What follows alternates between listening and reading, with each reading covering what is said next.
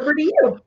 Well, okay. Thank you, Stephanie, and thank everybody for coming in. I don't know how many folks are here. I've done a number of these webinars using various types of software, and I think this is one of the best I've seen. So good job with that, Stephanie, working.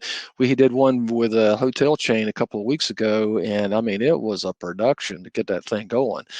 So I appreciate everybody's patience with the process.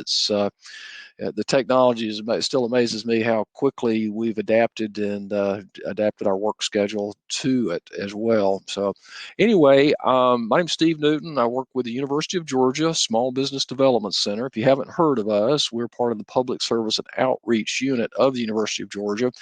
We provide technical business consultation services to small business owners, and what that means in a nutshell is I'm your consultant. As a small business owner, I am your consultant. I work for you to help you solve problems in the areas of management, marketing, and finance. My background is finance, so I spend a lot of time, and hence the topic of this workshop this afternoon. I spend a lot of time trying to help owners find money in their business or outside of their business. And we also have 50 other consultants around the state of Georgia working in our public service and outreach unit of the University of Georgia Small Business Development Center. And a lot of them are very good in management or marketing. So whatever your question about your business, we're here to help you. These services are provided at no cost to business owners. It's a great program. Please take advantage of it if you haven't heard us. Just learn about the resources that are available to you. Some great minds work there. Present company excluded, of course, but some good folks really work there. Have a lot of in-depth knowledge about small business practices and ways we can maybe help you grow your business. And that's what it's all about. So anyway, my topic of discussion today is to address how to continue business, how to be resilient, how to survive this process. It's a little bit of a chasm we're in right now between the time PPP money ended and hopefully the Bye, honey. Thank you for coming in. I'm live on the internet. Sorry, not sure what's going here. Okay, sorry about that. As you part of the fun of working from home, right? So anyway, what we're trying to do is talk a little bit about some of the resources that are available to you. I did a little call around this morning to some of my folks in the banking community here about what they're doing. Right now what's happening, PPP and EIDL are winding down. PPP, as you know, that program as far as applying has ended. Some big things have happened there in the last couple of weeks.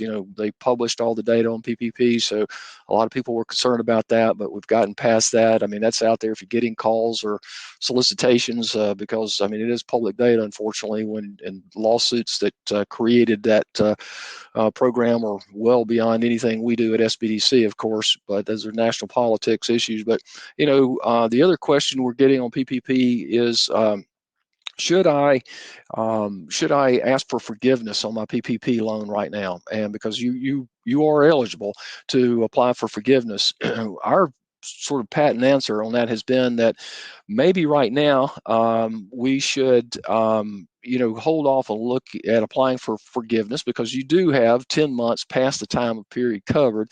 So in that component, you're well within your rights to hold off on applying for it. Why would you hold off though? That's what a lot of folks want to understand. Why should we hold off on applying for forgiveness?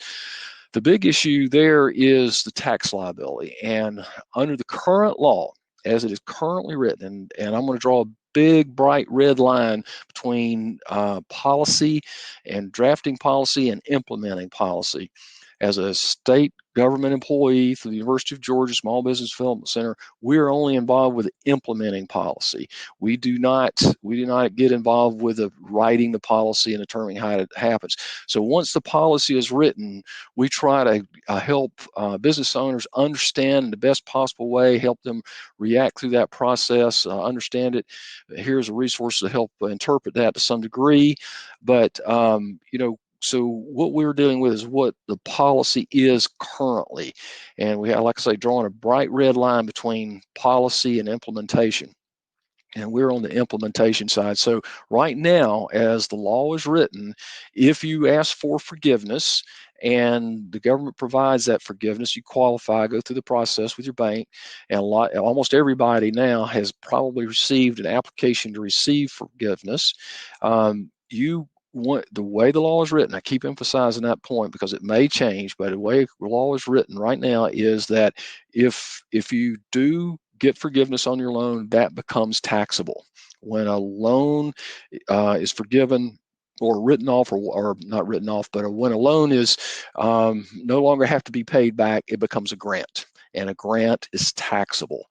So we're waiting for that legislation to be addressed, or that issue to be addressed. For a lot of folks, we think it may be addressed. And again, there's absolutely no reason whatsoever that you, as a business owner who's received PPP money, has any pressure to apply for forgiveness at this point. The other side of that too is, under the current law, as it is written today, your expenses are not allowed as a write-off for those dollars that you receive for under the PPP program. In other words, not only are you going to have to be taxed on the grant or the loan that's forgiven, but you also won't be able to write off the taxes that you or write off the expenses you might have claimed on taxes prior. So, we're waiting for a couple of things to be resolved on that. So those are the biggest issues I think that folks are facing, holding off on that forgiveness. On the other side of the equation, a few questions are coming up on EIDL right now. Primarily, that deals with just some of the paperwork that's following through on EIDL. It is a direct program. It's a direct loan program straight from the federal government, not through a bank, but through the SBA directly. And the way that works, of course, is because if you've received it, by the way, it's still open, I think, through the end of this year. It may be extended. But some of the questions we're getting there are, for example, we had an email a couple of days ago about people being queried about, do they have life insurance on the owner of the business to cover the amount of the loan, or insurance on the assets of the business. They have to prove those sort of things. And people think maybe this is a scam email or something, but those are real emails. Those are really things. Those are things that are going on. So those are the big PPP EIDL components right now that we're doing, and we're waiting on the next piece of legislation. When that's going to happen, only Congress knows on that process. What I have on the screen here, though, is sort of a reminder. I guess that's the best way to look at it. It's a reminder that no matter what issue we have faced as an economy, as Americans, our gross domestic product has always come back, always has, hopefully always will come back. And this chart goes back from, I borrowed this from Statista.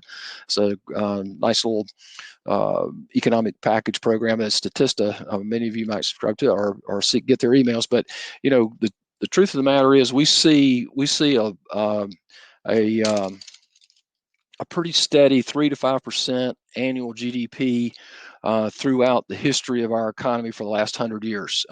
Even when the Great Depression hit, we snapped back to a little bit higher GDP for a brief period of time and bounced around. And then, of course, when World War II hit, World War I hit, if you saw it back through the Spanish flu, I mean, it would always, again, no matter what shocked us, we always came back. And we're going to be in that same situation today. And sometimes I think we forget that our economy will recover. And not every sector of the economy recovers in the same way.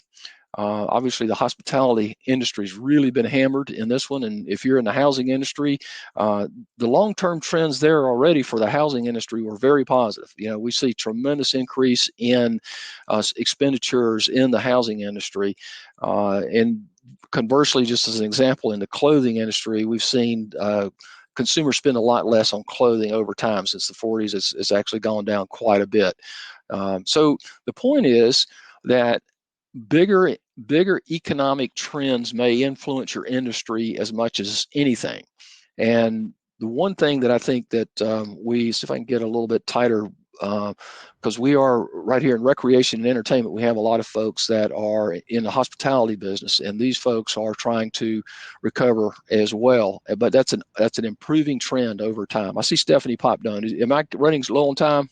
Hey, you are great. You are running 1 or 2 more minutes. I'm going to jump off, but you continue your presentation. And once you are done, you can press the leave button. If anyone has a question in the chat sessions area, please leave those for Steve as well. Or you can probably direct message him once session is over, and he'll be able to help you there. Absolutely. Thank Thanks, you Stephanie. so much. Thank you. I'm gonna, I just wanted to show these charts, what's going on in PPP, what's going on in EIDL, but also just some comments from my folks, my friends over in the finance industry, finance community, credit community earlier today. One of the larger lenders, I think the largest lender in the state of Georgia, Truist, was talking about what's driving the market right now for them. And, basically it proves the old axiom, cash is king. If you've got cash and assets, you're not really going to have any trouble finding loans right now from the larger banks, because they are definitely open for business. Specifically, if you're buying a business or you want to refinance a business, or you have other you want to, let's see what, or you have other real estate you want to purchase. This is probably the best time historically ever to buy real estate through the 504 program, and we can talk a lot more detail in this short presentation today. I don't have time to go at it, but it's a great way to minimize risk as a business owner through the 504 program. It's just phenomenal. I'm going to move this over to another screen so I can see it over here. So that's with the Truist folks. Also the United Community Bank, another large lender, SBA lender in the area.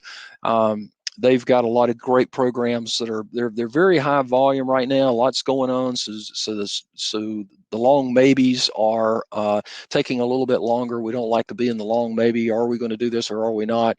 But they have some great programs going on right now with, again, for the credit-worthy lenders or the credit-worthy borrowers with decent cash reserves. The ones that are a little bit more challenging, the borrowers that have a little bit more trouble finding funds, there's a great program I just learned about this morning that they're just introducing through a company called Lift, L-I-F-T. If you'll contact me, I'll get you set up with these guys. They actually, get this, they have a micro loan right now at $20,000 for startups and existing businesses, up to $20,000, 0% interest rate for 48 months. How they're able to do that, the Lift Fund is called a Community Development Financial Institution, and they are set up specifically to help small business owners. You still got to qualify for the loan. It doesn't mean that you can't, you're going to get the money just because you apply, but they're going to try to find collateral to attach to that loan, and they're also going to, make sure you're current on all your payments. So it's not the standard rigmarole you go through in that regard. So let's see what else we got in ACE just came back in. They're also a community development financial institution. They were out of the market for a large part of 2020 after PPP hit, but they're back in the market. But their credit positions are a lot more stringent than they used to be. They used to work with startups. Now they do not work with startups. You need to be in business for 2 years and have a positive cash flow over that 2-year period. So those are some of the things that are going on in our SBA micro loan programs. Just took some notes here from that. There are a lot of other programs out there. Part of one I wanted to comment on here was United Midwest Bank. We work with those some. Their credit standards, somewhat due to SBA considerations, they've improved or increased their credit score needs. Here's an important one too. Post-closing liquidity, that's a big one. That it used to be that you could, and this is not involved in the loan. This is in addition to the loan. So you go through the process, you qualify for the loan. Post-closing liquidity, you have to have personal liquidity, cash in the bank of 10% of the value of the loan after closing. So that's after including working capital and everything else. So there's some of those standards are getting a little bit tighter, but there are some programs out there. Obviously what we're waiting on is the PPP and how Congress is going to treat those programs and what provisions are going to be in there. So I guess that's it for me. I've hit my time limit here, probably gone a little beyond. If there's anybody got any questions, I don't see anything in in the chat session over there. But look forward to, if you have any questions about financing or trying to access money or looking at cash flow models or whatever, we're here to help you any way we can, and look forward to working with you. If there are no questions, I guess we will go to our next session. Thank you for attending.